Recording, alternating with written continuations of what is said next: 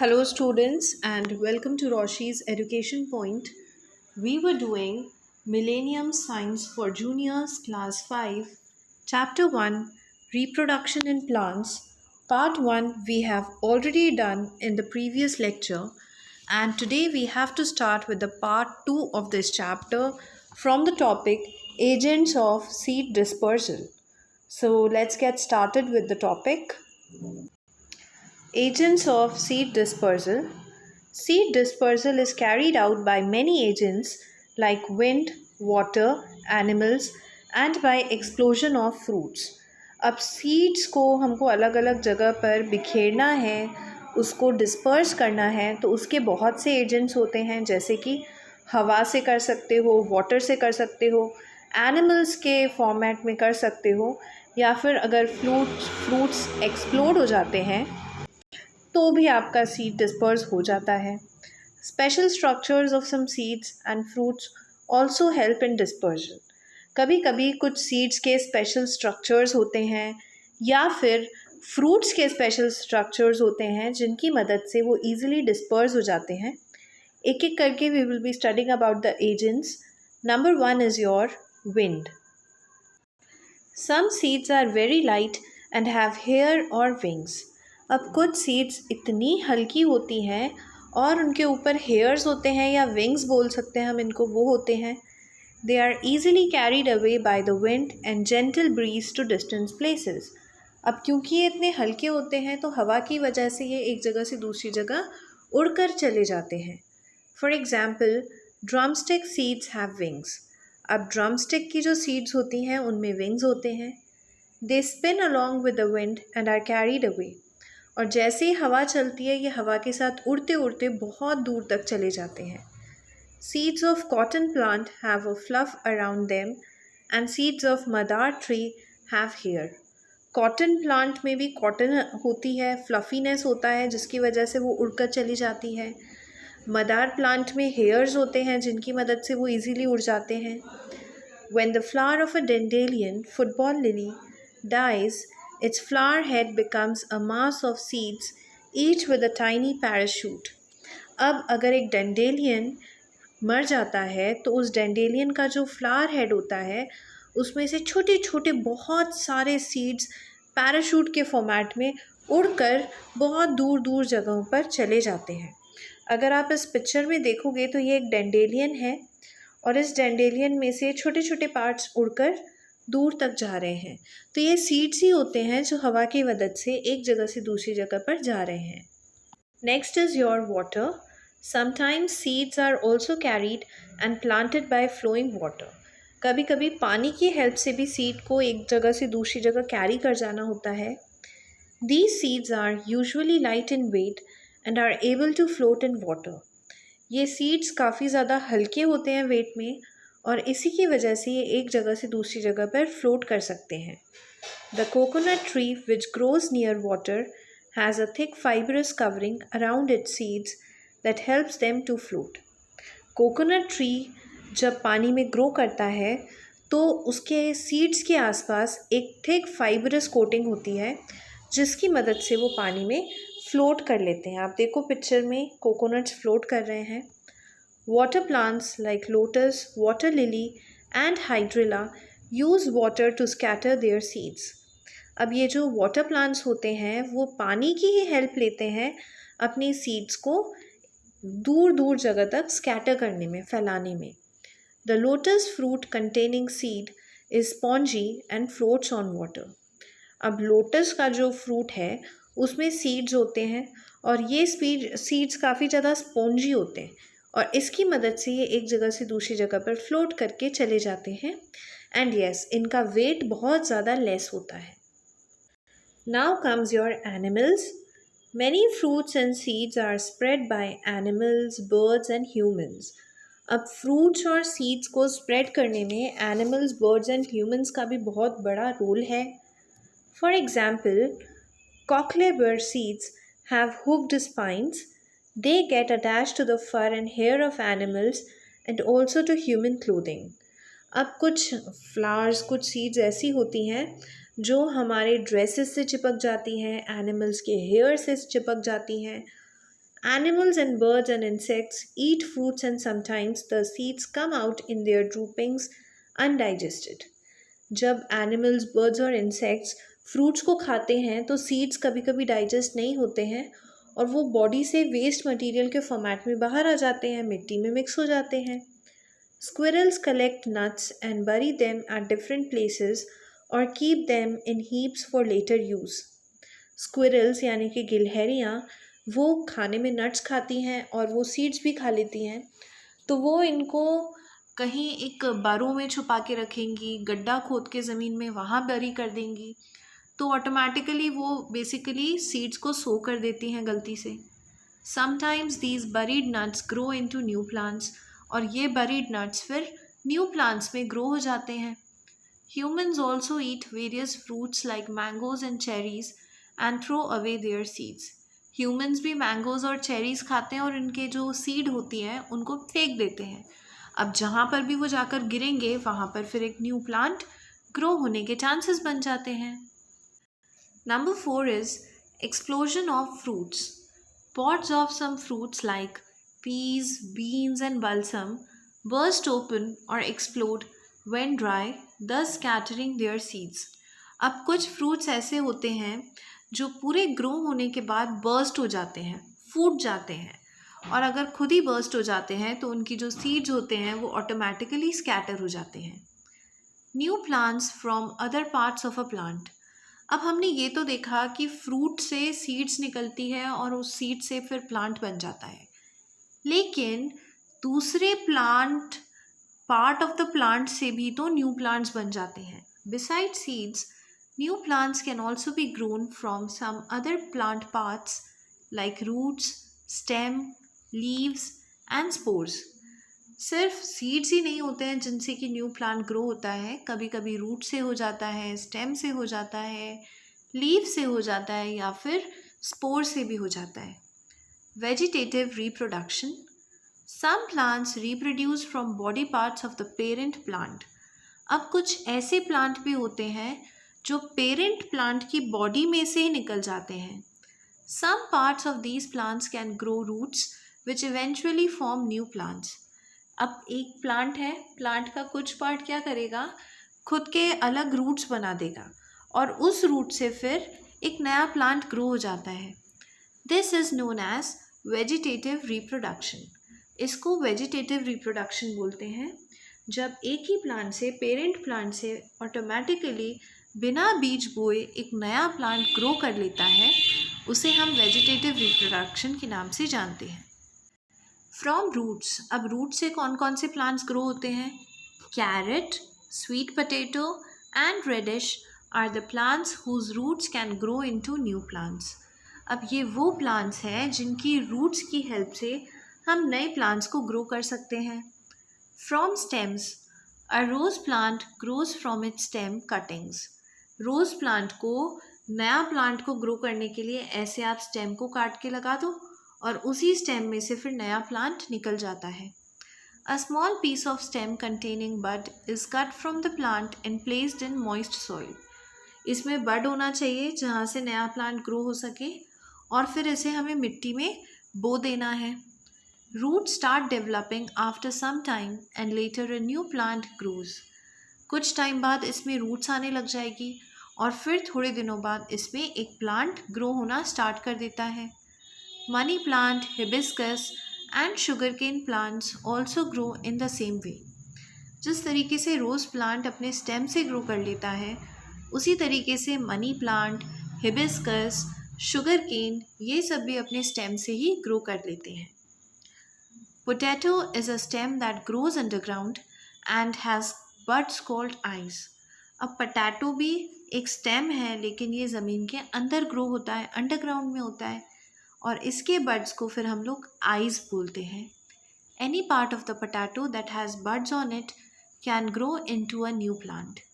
अगर किसी पोटैटो में एक भी बड है तो वो फिर न्यू प्लांट में कन्वर्ट हो सकता है. Ginger and onions also grow in this way. जिस तरीके से पोटैटो ग्रो हो रहा है, उसी तरीके से जिंजर और अनियंस भी ग्रो हो जाते हैं. From leaves.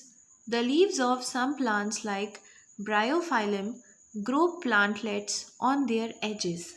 अब ये क्या कर रहे हैं ब्रायोफाइलम, लीव्स का जो कॉर्नर होता है वहाँ से प्लांटलेट्स ग्रो हो जाते हैं. And these plantlets or leaf buds have roots. They fall off and grow into a new plant. इसमें क्या है, रूट्स भी रहती है और जैसे ही थोड़ा सा वेट हो जाएगा ये रूट ज़मीन पे गिर जाएगी और ज़मीन पे गिरते ही ये न्यू प्लांट में कन्वर्ट हो जाती हैं. Next is spores. Some plants do not flower and thus do not produce seeds. अब कुछ ऐसे प्लांट्स भी होते हैं जिनमें फ्लावर्स ही नहीं आते और अगर फ्लावर्स ही नहीं आएंगे तो उसमें से सीड्स भी नहीं आएंगे. सच plants develop with the help of spores. ऐसे प्लांट्स जिसमें सीड्स नहीं आते हैं उन्हें डेवलप होने के लिए फिर स्पोर्स की रिक्वायरमेंट होती है. Spores are small and round structures. These disperse and grow into a new plant. अब स्पोर्स क्या होते हैं, तो ये स्मॉल राउंड कलर के स्ट्रक्चर्स होते हैं और इन्हीं की हेल्प से फिर न्यू प्लांट को ग्रो करने में मदद मिलती है. Ferns and mosses are some plants that reproduce through spores. Ferns mosses कुछ ऐसे एग्जाम्पल्स हैं प्लांट्स के जो अपने स्पोर्स से रिप्रोडक्शन करते हैं. Next is crops. Plants that are grown in a large area to obtain food और other useful products are called crops.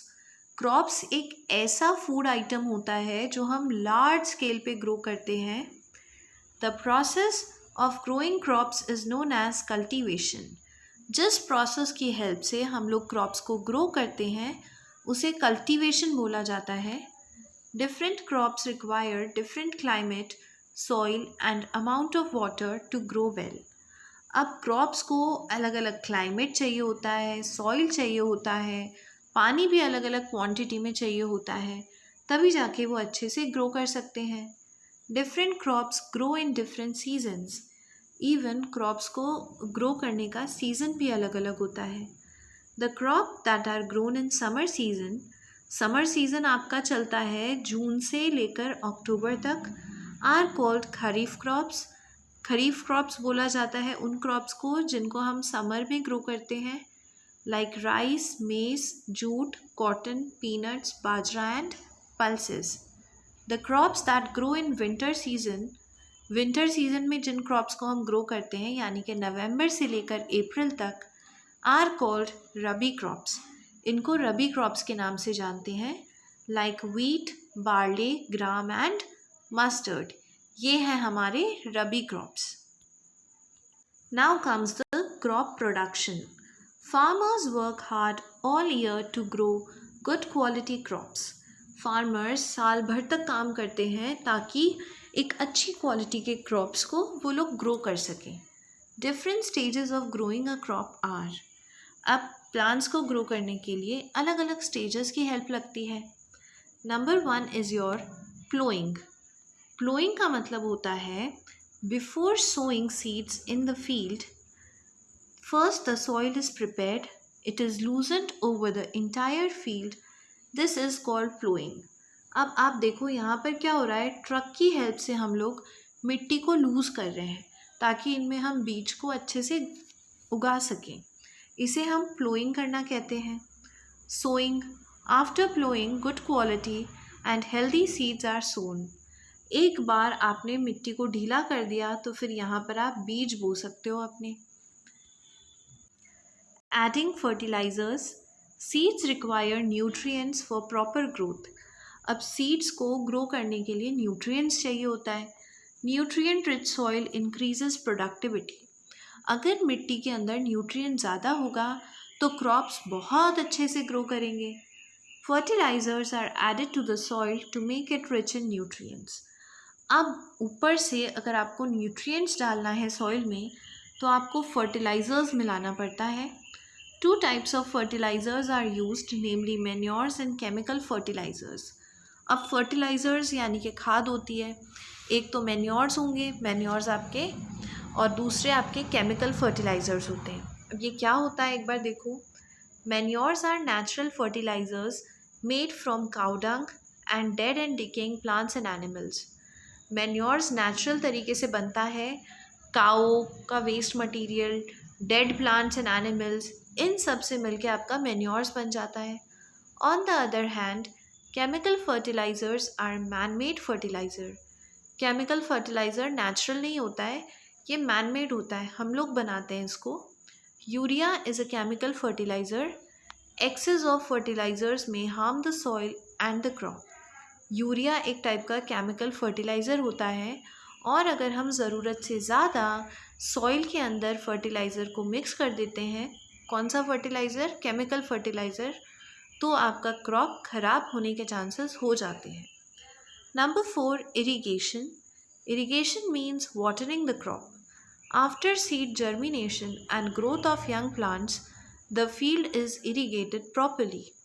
Irrigation का मतलब खेत में अब आपको पानी डालना है, जर्मिनेशन हो गया, छोटे छोटे प्लांट्स आ गए हैं, उसके बाद आपको टाइम टू टाइम अपने खेत में पानी डालना पड़ेगा, इसको इरिगेशन बोलते हैं। Next is protection. As young saplings start growing into bigger plants, grazing animals can enter the field and destroy the crop. अब क्या होता है कि जैसे ही छोटे छोटे सैपलिंग्स आ जाते हैं ना, तो उनको टाइम लगेगा बिगर प्लांट्स में कन्वर्ट होने में, और जब तक वो बिग प्लांट्स में कन्वर्ट नहीं होते हैं तो एनिमल्स उन प्लांट्स को खाने के लिए खेत में आ सकते हैं, हमारे क्रॉप्स को डिस्ट्रॉय कर सकते हैं। Putting a fence around the field can protect the crop. Fence होती है एक तरीके की बाउंड्री, जिससे आपके क्रॉप प्रोटेक्टेड रहेंगे। A crop also needs protection from paste like rats and moles and insects like locust and grass hoppers. हमें सिर्फ एनिमल से नहीं बचाना होता है क्रॉप्स को, कीड़े भी लग जाते हैं क्रॉप्स में। लोकस्ट हैं, ग्रास हॉपर्स हैं, रैट्स हैं, ये सब भी हमारे क्रॉप्स को डिस्ट्रॉय कर सकते हैं। Therefore, pesticides and insecticides are spread over the crop to protect from these pests. और ऐसे ही पेस्ट से बचाने के लिए हम लोग क्रॉप्स के ऊपर पेस्टिसाइड्स और इंसेक्टिसाइड्स को स्प्रेड करने का काम कर देते हैं। Number 6 is harvesting, storing and transportation. When the crops ripen, the farmer cuts it. एक बार आपके क्रॉप्स अच्छी तरीके से पक जाते हैं, बिल्कुल रेडी हो जाते हैं, तो फार्मर उसे कट कर लेता है। This is called harvesting. Crops को काटना हार्वेस्टिंग बोला जाता है। The harvested crop is then stored safely in godowns and sold later. अब सारा हार्वेस्टेड क्रॉप एक बार में तो नहीं बिकता है, तो उसे फिर हम लोगों को गोडाउन में स्टोर करना पड़ता है, और स्टोर करने के बाद धीरे धीरे उसको बेचा जाता है। Usually grains like cereals and pulses, which are non-perishable, do not rot quickly, are stored. हम ऐसी चीज़ों को स्टोर करते हैं जो जल्दी से ख़राब नहीं होती हैं, जैसे सीरियल्स हैं, पल्सेस हैं, ये जल्दी से नहीं ख़राब होते, इस वजह से हम इनको स्टोर कर लेते हैं। The stored crop needs to be protected from moisture, rats, birds and insects. अब स्टोर तो कर लिया, लेकिन नमी नहीं आनी चाहिए, मॉइस्चर नहीं होना चाहिए, एनिमल्स, बर्ड्स, इंसेक्ट्स कोई भी वहाँ पर नहीं आना चाहिए, हमें उन्हें प्रोटेक्ट करके रखना पड़ेगा। If the harvested crop is perishable like fruits and vegetables, then it is transported quickly. अगर जो आपने हार्वेस्ट किया है, क्रॉप को काटा है, वो पेरिशेबल है, पेरिशेबल का मतलब जो जल्दी से ख़राब हो जाता है, जैसे कि आपके फ्रूट्स हैं, वेजिटेबल्स हैं, तो फिर इनको जल्दी से जल्दी मार्केट में ट्रांसपोर्ट किया जाता है। The stored crop is also transported to different places from where it reaches our kitchen. और फिर इन क्रॉप्स को ट्रांसपोर्ट किया जाता है अलग अलग जगह पे, जहाँ से फिर ये घूमते घूमते हमारे किचन में आते हैं और हम इन्हें बनाकर खा लेते हैं। So yes, with this your chapter 1 is complete, reproduction in plants. I hope you understood it. If you are having any doubt, you can write me in the comment section below. And if you have not subscribed to my channel, you should subscribe it and press the bell icon as soon as possible. Thank you so much. Bye bye.